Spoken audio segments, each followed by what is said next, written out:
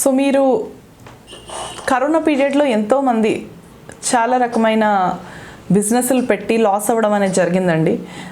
So ఎన్నో ఆశలతో పెట్టుంటారు వాళ్ళు కూడా బిజినెస్లు, ప్రాఫిట్లు తీసుకొద్దాము పంచుకుందాము అని ఎన్నో ఆశలతో పెట్టుంటారు. కాకపోతే అవి వర్కౌట్ కాక లాస్ అవ్వడం అనేది జరిగింది. సో ఇలాంటి టైంలో ఏం చేయాలి? చాలా ప్రెషర్ ఉంటుంది. ఎందుకంటే చాలామంది నాకు ఇవ్వాల్సిన డబ్బులు ఇవ్వు అని చెప్పి పెట్టేటప్పుడేమో డబ్బులు ప్రాఫిట్స్ వస్తే తీసుకుంటాం అని పెడతారు. మరి దానికి తగ్గట్టుగా లాస్లు వస్తే కూడా మేము బేర్ చేస్తామనే ఒక ఉద్దేశం ఉండదు ఎవరికి. అప్పుడు ఏమైపోతుందంటే నేను నీకు ఇచ్చింది అప్పు అన్న విషయంగా కన్వర్ట్ చేసేస్తారు. సో అది ఎప్పుడు ఇస్తావు అని చెప్పి మనల్ని హింసిస్తూ ఉంటారు. సో ఇది ఏం చేయాలి ఈ విషయంగా అంటే, మనకి దీంట్లో రెండు రకాల, అసలు వాళ్ళు మన దాంట్లో అమౌంట్ ఎట్లా పెట్టారు అనేది ఫస్ట్ మనం కన్సిడర్ చేయాలండి. సో ఫస్ట్ థింగ్, వాళ్ళు మన దగ్గర షేర్స్ రూపంలో కనుక అమౌంట్ పెట్టి షేర్స్ కనుక మన కంపెనీలో కొనుక్కొని ఉంటే, సో షేర్ అనగానే ఏంటంటే కంపెనీలో ఇంత 100%లో మీకు ఇంత % షేర్ ఇస్తున్నాము అన్నది షేర్స్. సో ఈ షేర్ అనేది ఇచ్చేస్తే ఏంటంటే నా ప్రాఫిట్ నువ్వు పంచుకోవాలి, అలాగే నా లాస్ కూడా నువ్వు పంచుకోవాలి. కాబట్టి నీకు షేర్ ఇచ్చాను, అక్కడితో క్లోజ్ అయిపోయింది మ్యాటర్. సో నేను నీకు ఇవ్వాల్సింది ఏమీ లేదు. ఇద్దరం కలిసి అనుకొని బిజినెస్ పెట్టాము, ఫెయిల్ అయింది, ఇంక అంతకుమించి ఇంకేం లేదు. అయితే క్రెడిటర్స్ ఉంటారండి. వీళ్ళు కాకుండా క్రెడిటర్స్ ఏంటంటే ఊరికే అమౌంట్ ఇచ్చిన వాళ్ళు అనమాట. వీళ్ళు క్రెడిటర్స్ అయి ఉండొచ్చు, లేదా లోన్లు తీసుకుని ఉండొచ్చు. లోన్లు కూడా మనకి లీగల్ ఎన్ఫోర్సబుల్ అమౌంట్ ఇది కూడా. సో వీళ్ళందరినీ ఏం చేయాలి? మనకి లోన్ అన్న తీసుకున్న తర్వాత తిరిగి కట్టాల్సిన లయబిలిటీ మన దగ్గర ఉంటుంది. క్రెడిటర్స్ అన్న తర్వాత వాళ్ళు ఇచ్చుంటారు, మనం తిరిగి ఇవ్వాల్సి ఉంటుంది. సో వీళ్ళని ఏం చేయాలి? వీళ్ళందరూ దౌర్జన్యంగా ఇంటి మీదకి వస్తున్నారు. ఎంతోమంది వాళ్ళు వీటిని, ఈ ప్రెషర్ని తట్టుకోలేక ఆత్మహత్యలు కుటుంబంతో సహా ఆత్మహత్యలు చేసుకున్న ఫ్యామిలీలు అన్నీ ఇన్ని కాదు. మనం రైతుల ఆత్మహత్యలు చూస్తాం. ఎందుకని? వాడికున్న ఈ ప్రెషర్ని, ఆయనకున్న ఈ ప్రెషర్ని తట్టుకోలేక రైతు ఆత్మహత్య చేసేసుకుంటున్నారు అనమాట. అలాగే ఒక రైతు ఎలాగ సాగుదీసి నేను ఇవన్నీ చేసుకొని పంట వస్తే నేను అందరికి ఇద్దాం అనుకుంటాడో, అదేవిధంగా ఒక కంపెనీ పెట్టడం కూడా నేను ప్రాఫిట్లు వస్తే అందరికీ ఇస్తాను అని చెప్పి ఒక దీంతో పెట్టుంటాడు, ఒక కలలుగాని పెట్టుంటాడు.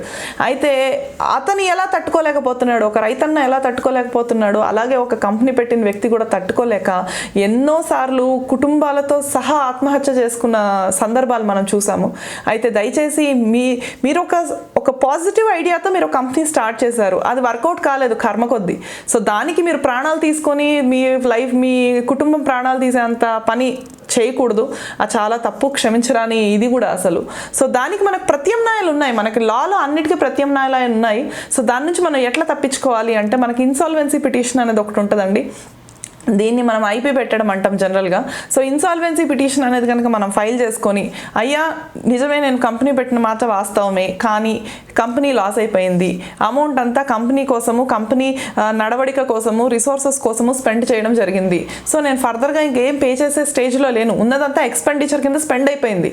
ఇప్పుడు నేను ఏం చేయగలను? నేను చేయగలిగింది ఏంటి అంటే, నా దగ్గర ఉన్న ఆస్తి అరాకొరా ఇంత ఉంది, నేను మిమ్మల్ని మోసం చేయాలనుకోవట్లేదు, కాబట్టి ఈ ఆస్తిని మీకు సమర్పిస్తున్నాను, ఇవి నా వాటి డీటెయిల్స్, వీటిని మీరు డిజాల్వ్ చేసేసి ఎవరైతే ఉన్నారో వాళ్ళకి ఇచ్చేయండి, ఇంతకు మించి నేను పే చేయలేను, కాబట్టి దీంతో నా కంపెనీ ట్రాన్సాక్షన్ని క్లోజ్ చేసేయండి అని కోరుకోవడమే మనం ఐపీ పెట్టడం ఆర్ ఇన్సాల్వెన్సీ పిటిషన్ ఫైల్ చేయడం అని అంటారండి. సో ఇక్కడ మనం ఏదైతే ఈ ఐపీ పెట్టినప్పుడు మనకి రకరకాల ఇది అనేది వస్తూ ఉంటాయి అన్నమాట, ఆబ్లిగేషన్స్. సో దీనికి ఒక ప్రాసెస్ అంటూ ఉంటుందండి. మీరు ఫస్ట్ ఒక లాయర్ని కన్సల్ట్ చేసి మీ క్రెడిటర్స్ ఎవరు లిస్ట్ రాయిపించి, వాళ్ళకి మీ ఆస్తి ఎంత ఉంది అన్నది లిస్ట్ రాయిపించి, మీరు ఏ రకాల కింద కంపెనీ ఎప్పుడు పెట్టారు, వాటిని ఇన్కార్పొరేషన్ ఎప్పుడు చేశారు, అలాగే ఎంత అమౌంట్ పెట్టారు, రిసోర్సెస్ ఏమేటికి స్పెండ్ చేశారు, దేని ఇవంతా, అలాగే మరి రిటర్న్స్ ఫైల్ చేశారా లేదా, ఐటీ రిటర్న్స్, ఇవంతా డాక్యుమెంటేషన్ అంతా మీకు మీ అడ్వకేట్కి సమర్పించి మీరు ఒక లీగల్ ఒపీనియన్ తీసుకొని, అలాగే ఒక ట్యాక్స్ కన్సల్టెంట్ ఒపీనియన్ తీసుకొని, ఇవన్నీ తీసుకొని మీరు ఫర్దర్గా ఈ పిటిషన్ అనేది కోర్టులో ఫైల్ చేస్తే మీకు ఇన్సాల్వెన్సీ అనేది అలవ్ అవ్వడం జరుగుతుంది. మీరు అటాచ్ చేసిన ఆస్తి ఏదైతే ఉంటుందో ఆ ఆస్తిని దీన్ని ఇది చేసి అందరికీ ఇచ్చేయడం అనేది జరుగుతుందండి. సో ఇంతకు మించి మీరు పే చేయలేరు అని మీరు క్లోజ్ చేస్తున్నారు. సో ఇలాంటి టైంలో ఇది పాజిటివ్ ఎఫెక్ట్. దీని ద్వారా మిమ్మల్ని, మీ ఫ్యామిలీని ఎవరు టచ్ చేయరు, ఇంకా మీ జీవితం అనేది మీరు సజావుగా సాగించవచ్చు. ఇది ఇన్సాల్వెన్సీ పిటిషన్ అండి. ఇది ఇన్సాల్వెన్సీ పిటిషన్ ప్రోస్, కాన్స్ కూడా ఉంటాయి మనకు ప్రతిదానికి. అలాగే సైడ్ ఎఫెక్ట్స్ అంటారు, డిసడ్వాంటేజెస్. సో ఏంటి డిసడ్వాంటేజెస్ అంటే, మనకి ఈ ఇన్సాల్వెన్సీ పిటిషన్ ఫైల్ చేసిన దగ్గర నుంచి మన క్రెడిట్ స్కోర్ ఏదైతే ఉందో ఆ క్రెడిట్ స్కోర్ అనేది మనకి తగ్గిపోద్దండి. సో మనకి మామూలుగా క్రెడిట్ స్కోర్ అనేది తగ్గిపోద్ది ఇన్సాల్వెన్సీ పిటిషన్ ఫైల్ చేసినప్పటి నుంచి.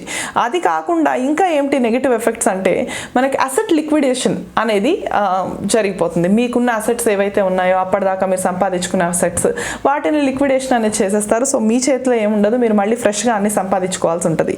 థర్డ్ థింగ్ ఏంటంటే ఒకసారి మీరు ఇన్సాల్వెన్సీ పిటిషన్ ఫైల్ చేస్తే అది పబ్లిక్ రికార్డ్స్లోకి వెళ్ళిపోతుంది. సో అంటే మీరు ఏ కంపెనీ పెట్టారు, ఎప్పుడు పెట్టారు, అది ఎప్పుడు డిజాల్వ్ చేశారు, ఇవన్నీ దాంట్లో ఇంకా public record for everybody it is available. So మీ పేరు అనేది డ్యామేజ్ అవుతుంది కొంచెం. సో ఇది ఒకటి. నెక్స్ట్ మీకు ఫర్దర్గా లోన్స్ ఇవ్వాలి, లోన్ తీసుకోవాలి అనుకున్నా వేరే వాళ్ళు కానీ ఏదైనా మీ క్రెడిట్ స్కోర్ చూసి జంకడం అనేది జరుగుతూ ఉంటుంది.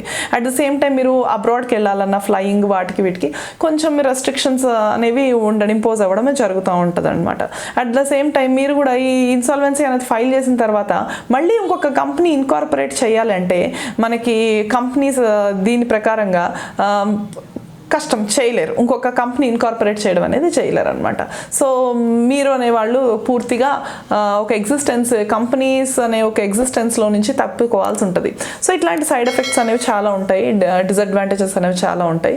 సో వీటిని కూడా దృష్టిలో పెట్టుకొని ఎంతవరకు ఏది పాసిబుల్, మీకు ఎంత ప్రెషర్ ఉంది అనే దాన్ని కూడా మీరు దృష్టిలో పెట్టుకొని ఇన్సాల్వెన్సీ పిటిషన్ అనేది మీరు ఫైల్ చేసుకొని తద్వారా మీరు రిలీఫ్ అనేది పొందొచ్చండి.